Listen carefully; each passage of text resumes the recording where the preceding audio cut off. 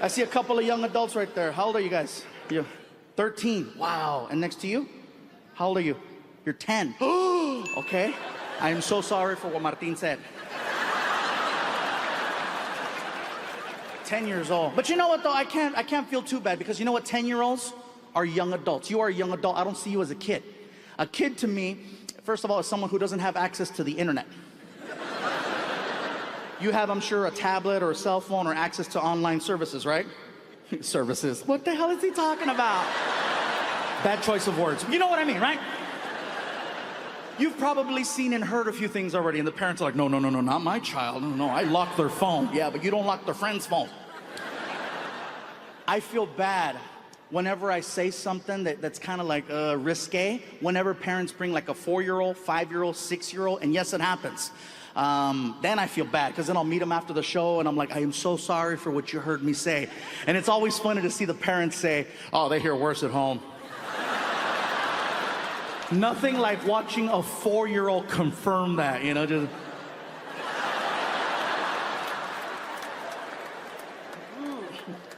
Like, for example, my son, he's 18 years old, but he still doesn't cuss at home, okay? Now, whatever he does in public, I have no control over, but at home, he knows he cannot cuss.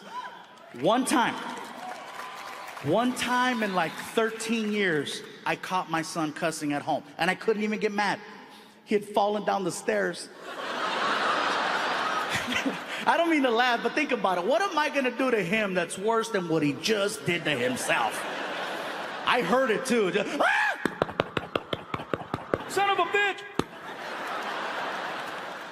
I ran over. I didn't even check his safety. I was like, what did you say? You earned that one. I said, if you want to say the F word, next time let me push you. That's when I knew he fell hard. Really? No, get up here, come on. Well, cool, welcome you guys. I hope you have a good time. I know you're getting nervous, Dad. You see me talking to you, you're like, what's he telling my son? No, nothing. Nothing, being cool, but thank you for trusting me to bring your kids to the show. Or your young adults, sorry. Thank you for trusting me to bring your young adults to the show. And by the way, I know I keep pointing at people in the front right here. If you're here tonight with someone you have no business being here with, and you see a camera coming by, just be like, hey, Victory! They're very respectful. They'll go to the next person. Don't even worry about that. Like, for example, my son, he's 18 years old, but he still doesn't cuss at home, okay? Now, whatever he does in public, I have no control over, but at home, he knows he cannot cuss. One time in like 13 years, I caught my son cussing at home, and I couldn't even get mad. He had fallen down the stairs. I don't mean to laugh, but think about it. What am I gonna do to him that's worse than what he just did to himself? I heard it too. Just, ah! Son of a. I ran over. I didn't even check his safety. I was like, what did you say? You earned that one. I said, if you want to say the F word, next time let me push you. That's when I knew he fell hard. Really? No, get up here, come on. Hell yeah, man. Oh, and by the way, before I forget, I know I have a habit in my shows of sometimes throwing a little Spanish in there. If you don't understand Spanish, I do apologize, okay? I promise I will be translating. I don't want anybody freaking out or reporting me to the management with concerns or issues, you know. What the hell is going on in there? What kind of show is this? No, somebody better hit the SAP button on that some real quick. I didn't pay good money to hear some Samoan speak Spanish.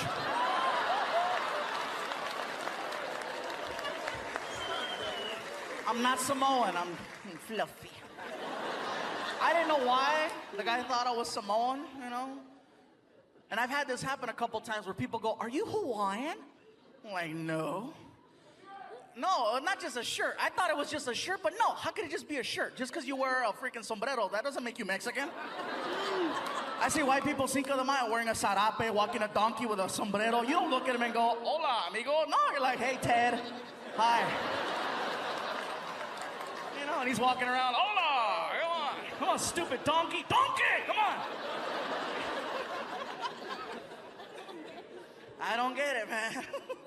I'm just trying to do my thing. But it's funny, though. I didn't know why the guy thought I was Hawaiian until I actually went to Hawaii. I found out that Hawaiian people actually look like swollen Mexicans. They do. I got off the plane. I looked around. I was like, oh, my God, my family. Even they were like, aloha, brother, lo que le, malo, malo. Órale.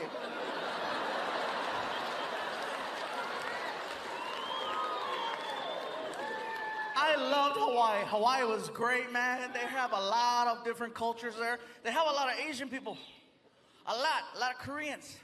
I know this because I got a couple of shirts tailored at some places, and every time I'd go in, it was always a Korean lady, an older Korean lady who was mean. I'd walk in, and this one lady always had a comment to make. I'm there for a week, and every day she had a different comment. I walk in one day, and I couldn't say anything either because she was 75 years old. I can't say nothing back, you know, but there I am walking in.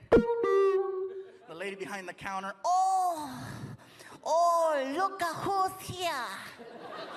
Look at who's here. Oh, we're gonna work hard today. And I just got back from India. Yeah. So let me tell you, I started posting on Facebook and Twitter that we were going to go out there to do these shows. And then people started sending me messages questioning what I was going to do. First of all, are they going to understand you in India? Will they understand English okay? Will they be able to follow along with your stories? Once we got there, I come to find out that more people speak English in India than in all of the US and Canada put together. Might as well throw Mexico in there for extra credit. Because there's that many people, and yes, they have the internet. They got the internet, they got Bollywood, they got Hollywood. They understand American culture so much more than we understand theirs. Second thing, people tried to warn me about going over there. Gabriel, be careful. India is a third world country. Don't drink the water in India. It contains parasites that'll make you really sick. Don't eat the food from the street people, especially the street meat. It contains a parasite that'll make you really sick. And most importantly, there's a lot of crime over there. Don't stay out late. When the sun goes down, you go down. I'm like, is it that bad? Parasites. So I'm like, let me get this straight. There's a lot of crime. Don't stay out late. Don't eat any of the food from the street vendors. And don't drink the water. Why does that sound familiar? That's Mexico!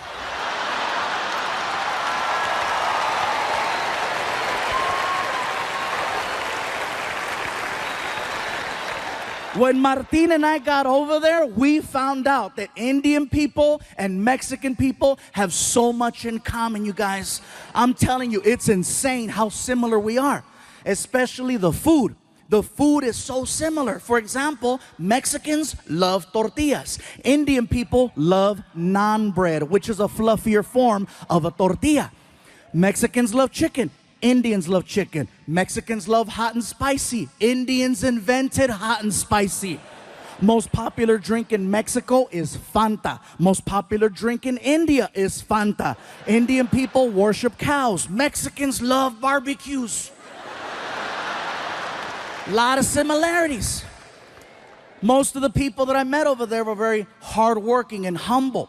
And I gotta tell you, every time I talked to someone, I was always greeted the same way. They'd look at me, they'd put their hands together, they do a little bow, and they say, Namaste, which is an endearing hello. It's really nice and sweet. And then I noticed that Indian people, when you're talking to them, do this thing with their head, where it will begin to move side to side as they're speaking. Now, at first when you notice it, you think, oh, he slept wrong. He just got a kink in his neck. Get a Tempur-Pedic!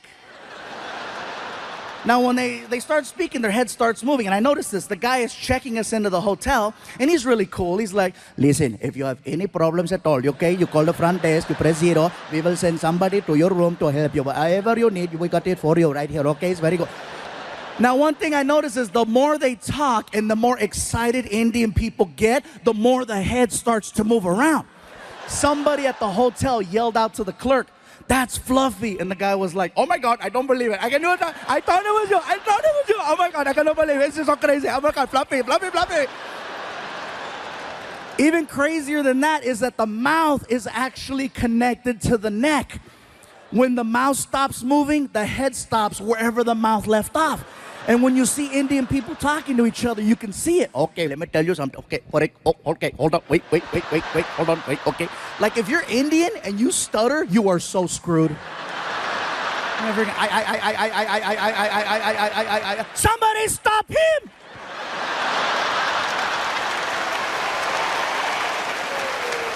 I'm not gonna lie, you guys. When I first saw this happen, I thought it was hysterical. I thought it was funny. But then I started thinking about it. Head movement is just a form of expression. No matter where you live in this world, people express themselves in their own unique way, whether through facial expressions, hand gestures, body movement, extra words. Everywhere you go, things are different, and that's just how they express themselves in India. Now, back to the whole Indians-Mexican thing. That is something else that we share in common with Indian people. Head movement. Now, some of you in the building tonight are like, stupid, we don't have head movement. Yes, we do. It's a little different. See, with Indian people, the head movement is side to side. Mexicans, our head movement is front to back. The difference between that is that with Mexicans, we have to be very, very upset in order for you to see the head movement. Otherwise, you can't tell.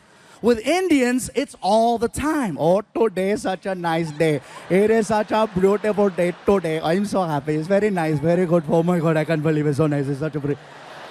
Mexicans, when we're mad, that's when it comes out. For non-Latinos, hey, trust me, you cut off a Mexican in traffic, see what happens. ¡Sácate, pendejo! ¡Lárgate, cabrón! ¡Quítate, desgraciado!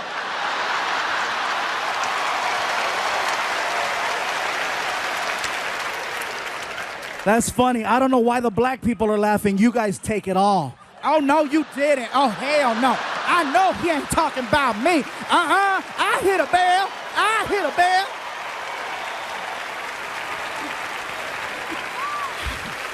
I made myself dizzy doing it.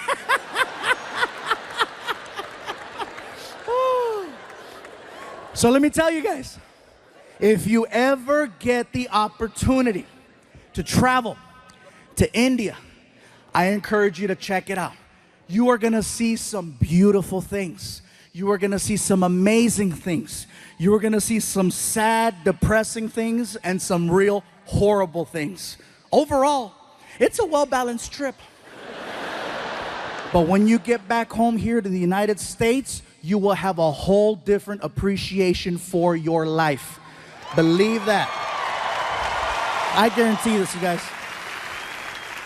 There's a lot of people in India, and with a lot of people comes a lot of traffic. First things first, American traffic and Indian traffic, very different. Here, whatever happens on the freeway will stop the whole freeway. In India, there's 10 times the traffic, but it moves. See, the problem is Americans, we're fascinated by accidents. We're fascinated by the idea of seeing potential death. That's why we slow down on the freeways. We say we don't want to see it, but what happens in traffic? You know, what's going on over there? There doesn't even have to be a collision. You could be on the 101 freeway and a car has a tire blowout and it spins. Doesn't hit anything. It's now facing oncoming traffic. You know what happens to the rest of the freeway? Even on the other freeway where there's no accident. And again, what's going on? What's going on? I'm sorry, hey, somebody might be dead. Sorry. In India, if there's an accident in the middle of the street, you know what they do? They drive right around it. They don't stop. And it's not that they're not sensitive to the situation. They are. It's just that there's so much chaos that happens on a regular basis. They just need to get to work. They do see what's happening. And believe me, they're heartfelt. You know, they'll drive around. I'm so sorry for you. Nothing stops the flow of traffic in India. They need to get from point A to point B. And so they go. If there's an accident, they drive around. If there's something blocking the street, they get on the sidewalk to go around. It's amazing the way they drive. And here's something else. No one uses turn signals over there. No one uses turn signals. They use a horn. Now, if you go to India tomorrow, from the time you get there to the time you leave, you're constantly going to hear a horn. It's an actual language when people are driving. I'll show you. You're driving? Car on your right. Car on your left. Light up ahead. They talk to each other while they're driving, and they barely miss each other every single time. Also, you'll be on the 101 freeway here, and there'll be 6 lanes. In India, you'll see 6 lanes, but guess what? You'll see 12 cars across. Yes, they have lines, but they're basically there to let you know more or less the direction you might want to go in. They're this close to each other. And even at the light, they communicate. You see everything. Cars, trucks, vans, motorcycles, pedestrians, cows, children, all waiting for the light. And they talk at the light with the horn. Very good, you can go, you can go. Welcome, you're welcome, go. Nothing stops the flow of traffic over there. Indian people drive. Think of ants. You know how ants travel in a straight line? And if there's something in the way like a rock, ants will split up, go around the rock and reunite, or climb over the rock. Worst case scenario, they dig a hole and go under the rock. That's the mentality of driving in India. A man can get shot in the middle of the street. People just look at each other. Somebody pick him up. And they'll drag his ass onto the sidewalk. And if there's an accident and they need to get around, guess what's gonna happen to that guy on the sidewalk? Nothing stops the flow of traffic in India, except a cow. Now, I know we've always heard the stories and the jokes about, oh, Indian people don't eat hamburgers. I asked the question and I found out. It's believed that cows are people who have died and they've been reincarnated and their new life is now the cow, which is why they don't eat them and why they give them all the love and respect in the world over there. I saw this firsthand. There's a cow crossing the street while we're driving. And the cows know, they're cocky, they know that they can cross. Freaking, all the cows, and the cows out there all cocky. Gling, gling, gling, gling. No one honks at the cows. No one yells at the cows. No one touches the cows. They wait for the cows to finish crossing. The cow that we had laid down. The driver just shut off the car. Started tweeting. There is a cow in the middle of the street. Hashtag Momo.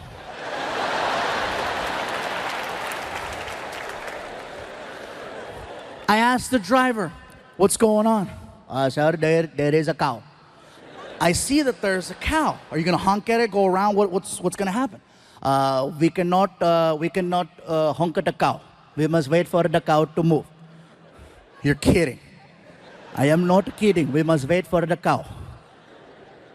We drove past a dead body 15 minutes ago. That is probably him.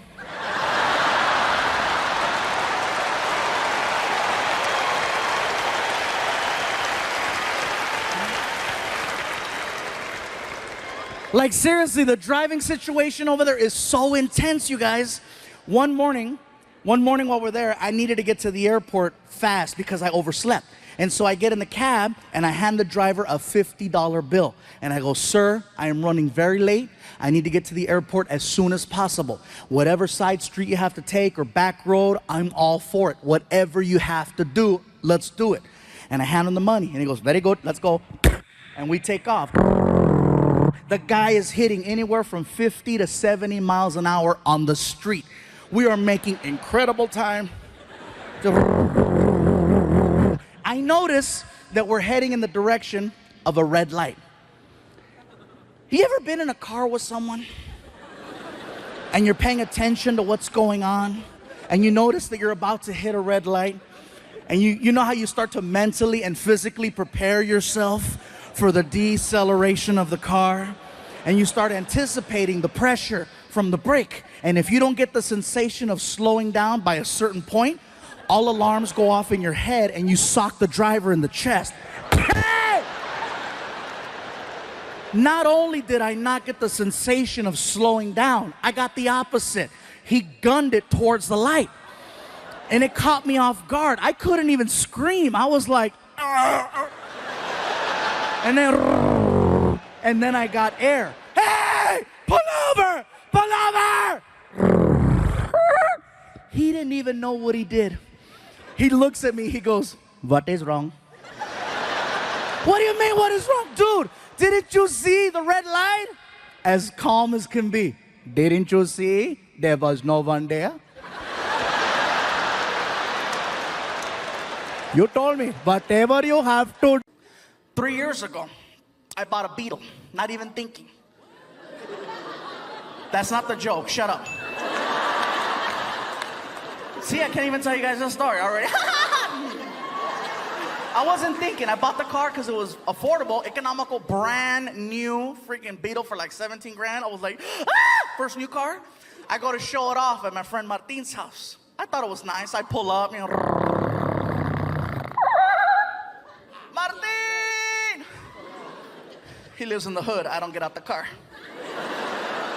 Across the street, there are these gang members. The kind of gang members, they don't really get into, you know, like shooting people and stuff like that. They just hang out on the porch and talk a lot of smack. And so I'm there in a Beetle, and across the street, I hear this, right? I'm like, Martin! And over here, I hear, Órale! Hey, what's up, guys? How's it going? How'd you get in there, is it?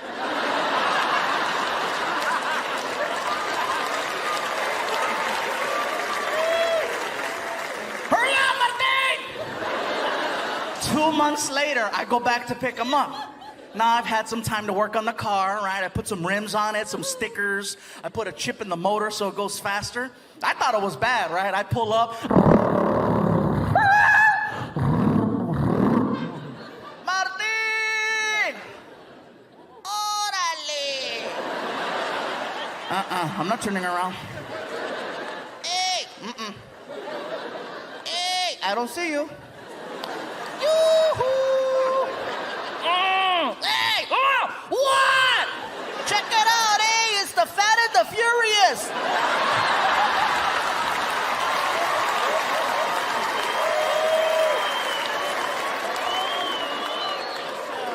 I didn't even wait, man.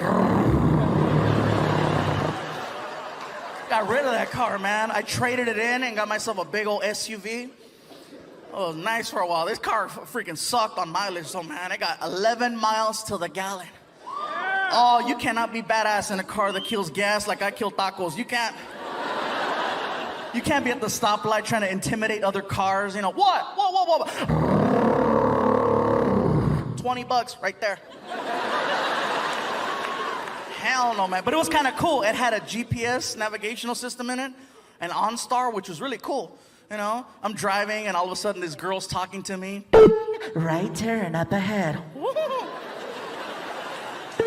In 3/4 of a mile, left turn. And I'm like, whatever. Drinking with real drinkers in dive bars. You might see them at a social gathering like this one or some corporate function, but never at a little hole in the wall. You'll never see Jaeger! Tequila way! And in the middle, Mellow, I say. Oh, this is a fantastic establishment. I truly enjoy the decor here. It's amazing. This is brilliant, I tell you. Who cuts your grass? It's fantastic. I'm sorry, that voice always makes me laugh. I like it. It makes me smile. You know, when we're here in America. Whenever I travel and I perform in England, that voice takes on a different meaning. Now, I heard a woo. Do we have people in the house from the UK? All right, let me tell the rest of the people about you. I love it whenever people from the UK come here to the United States, because when we hear you speak, you sound incredible, you sound amazing, you sound educated, you sound inspirational. That accent is so proper. It is so proper. It doesn't matter what you're talking about. We're drawn to whatever it is. You could be talking about trash. It sounds amazing. Who could leave all this rubbish here? This is such a travesty. This is all this destruction here all over the sidewalk. Someone must tend to this at once. This is ridiculous. People are listening in. I don't know what happened over there, but the shit hit the fan. That guy from England is pissed. I don't know. What the hell is rubbish? See, it's very different. Now, when one of us goes over there, man, it's very, very different because, see, we don't sound the same as them. As a matter of fact, as Americans, we have a certain way with the English language.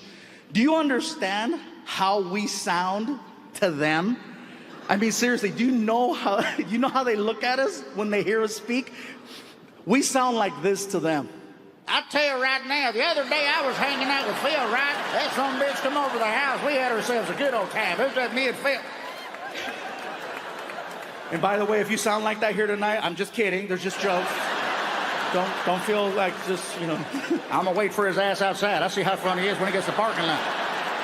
Fluffing my ass. I just think it's funny that no matter what they talk about over there, they sound the same. It sounds the same. You know, whereas with us, Americans, we speak according to our environment. We change it up. We morph. We adapt. We all have our, for example, we all have our trying to get a good job voice. When you walk in for that interview, you don't sound the way you sound on a Saturday night when you're having a couple drinks. No, you clean it up, you practice in the car, and when you walk in, you turn it on. If you'll check my references, you'll see I'm more than qualified for this position. Please feel free to call Frank Torres. Frank will tell you the amazing job I did for him 2.5 weeks ago. Listen, I'm ready to work 7 days a week, 365 days a year. No job is too big, no task is too small. You can count on me. I'm the right person for the job. Please keep me in mind. Thank you so much for your time. And then you get to the parking lot. And you're like, whew. Hijo de la chingada, ojalá que me dé trabajo porque no, está cabrón, güey, man. No, I need a job, man. I need a job.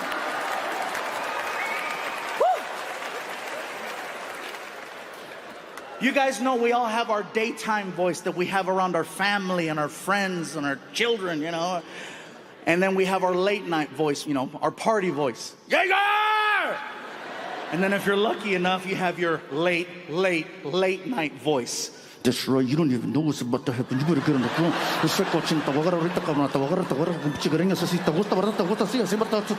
Look at some of you are looking at me like, oh my God, Fluffy's a freak. I'm just giving you an example. All the kids are like, oh, this is different. Sorry, because I see those kids and they're just like, oh. Dad's like, pinchy Fluffy. No.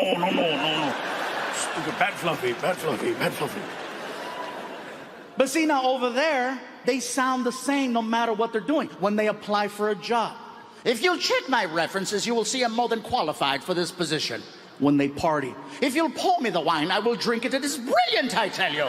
When they're making love. I'm going to part your legs like the Red Sea. Oh, I'm going to defile you in such an amazing fashion. You will rule the day you came across me at that local pub. I'm going to lower my drawbridge and introduce you to the Queen. Yes, I shall. And when you arrive at that magical moment, I want you to scream victory. Victory! My job is done here.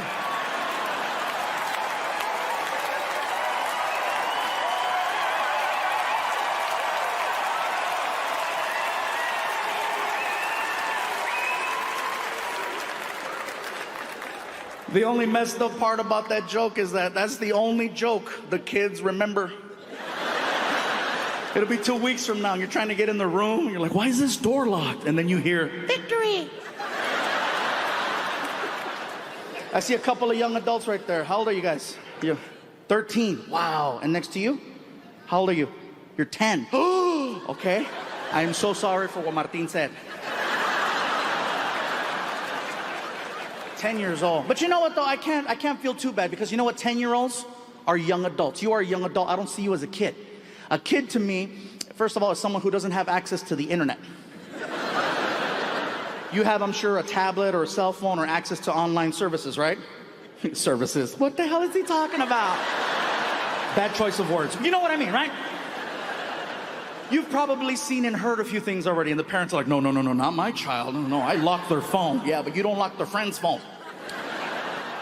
I feel bad whenever I say something that's kind of like risque, whenever parents bring like a 4-year-old, 5-year-old, 6-year-old, and yes, it happens. Then I feel bad, because then I'll meet them after the show, and I'm like, I am so sorry for what you heard me say. And it's always funny to see the parents say, oh, they hear worse at home. Nothing like watching a 4-year-old confirm that, you know, just...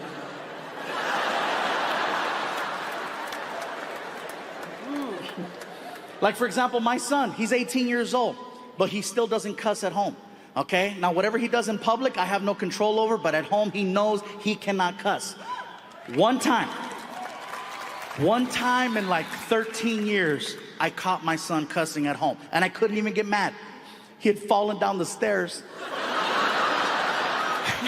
I don't mean to laugh, but think about it. What am I gonna do to him that's worse than what he just did to himself?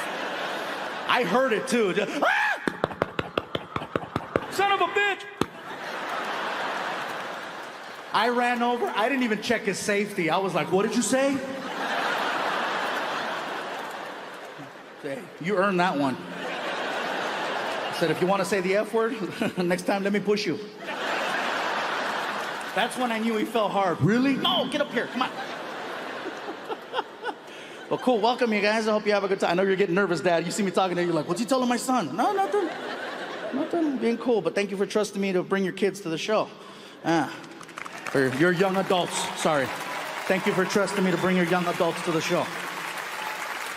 And by the way, I know I keep pointing at people in the front right here. If you're here tonight with someone you have no business being here with, and you see a camera coming by, just be like, hey. Victory! They're very respectful. I'm a dork too. I don't know how to talk to women. And this guy always comes, hello. Girls go crazy. And ladies, I'm gonna tell you right now, if a pretty man is your thing, if a gorgeous GQ guy is what you want, then by all means, go for it. But I'm gonna let you know right now, in the long run, a pretty man is gonna do nothing but lie to you, cheat on you, and break your heart. That's why, ladies, you need to start giving guys like me a chance.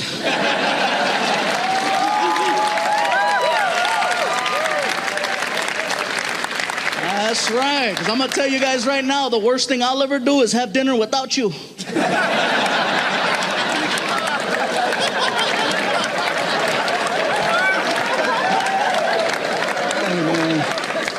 And everybody...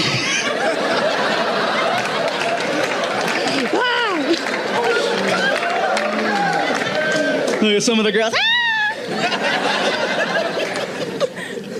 Well, everybody gives me advice too on the best way to meet that certain someone. You know, like my sister Emily, she always tells me the best way to meet someone is to go on the internet. She goes, go online, you'll meet someone. I'm like, I thought it'd be a good idea because my sister, she's cool people. She goes to school, she goes to church, she's nice. But I gotta tell you guys something, she's a freak. You know, you meet her in person, she's all sweet and innocent. Oh, hello, how are you? Nice to meet you. Bye. But you catch her online at 2, 3 o'clock in the morning, man, she's like, I'm licking and sucking your toes.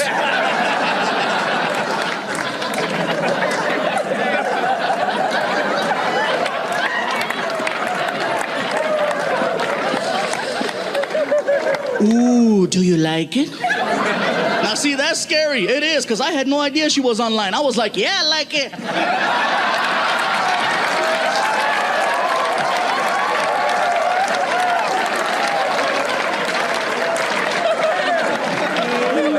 I was like, what's up?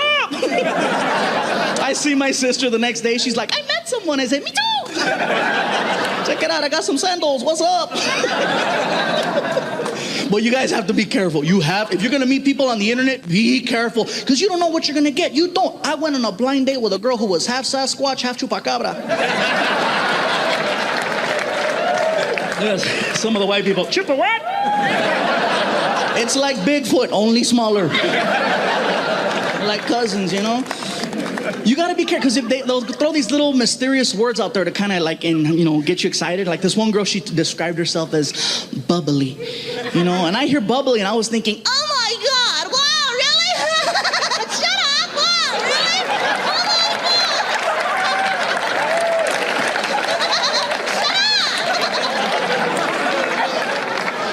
God. Man, it what I got was... And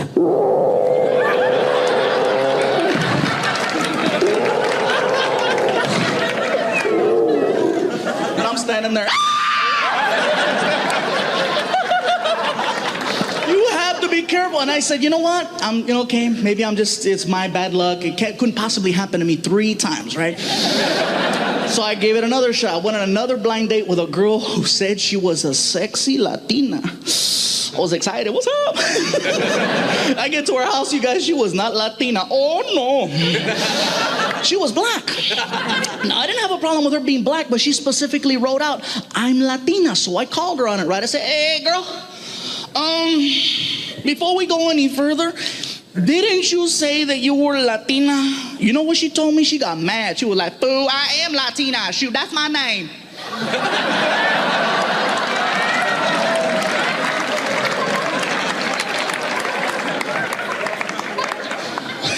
All right, then. Some of you already know because you've been to my shows in the past. My poison of choice is tequila.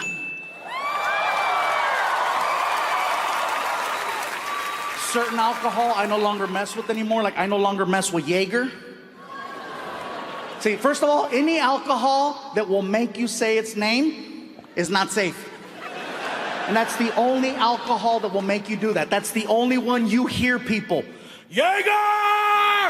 You don't hear anyone else. You don't hear Mexicans. Tequila way! You don't hear black people. Hennessy playa. You don't hear Japanese. Whoa, sake sake!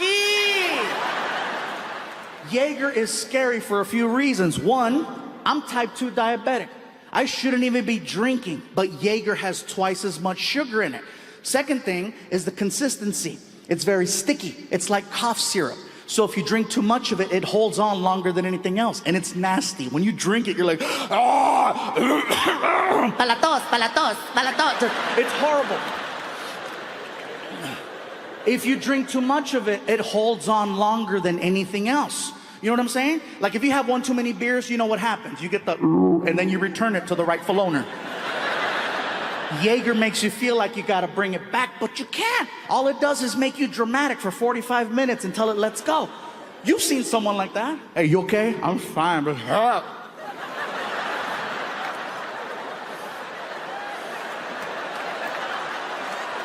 they can't throw up. All they're doing is 6-minute abs.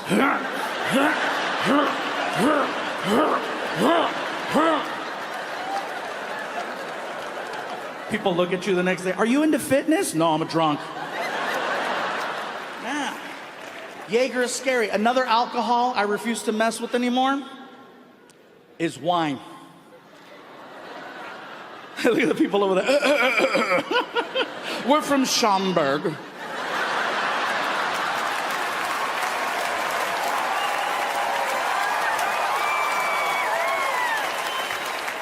For those of you that don't know, Schaumburg is the kind of the Beverly Hills of the area, so I'm sure you figured that one out by now. My issue with wine is very simple. I don't like the fact that wine is socially accepted. And what I mean by that is that if you see someone with a bottle of wine, if you see a guy crossing the street with a bottle of wine, immediately he's judged, but in a positive way. Because wine is always associated with something high class, something positive, something progressive, an anniversary, a celebration, a promotion. So you try to figure it out. Hey, what do you think is going on over there? Graduation? Promotion? It's gotta be good. Hey, good for you, buddy! Women see a man with a bottle of wine holding a couple of glasses and immediately, aww, lucky bitch. It's still alcohol. It will still mess you up. The main reason why I don't like wine is because you cannot accurately measure wine. You can measure real liquor. It's called a shot. And you know after drinking enough times what you can handle and what you can't handle. Because people who drink a lot love to brag about their drinking abilities. They have their drinking number, right? They have their drinking number. You'll hear them, 11 shots of Don Julio. Woo, yeah! They have their drinking number, even women. After 4 shots of Cuervo, I am so good. 4 shots is my sweet spot. What happens if you do 5? I'll wake up in an alley. What happens if you do 6? That's how I met Tyrone.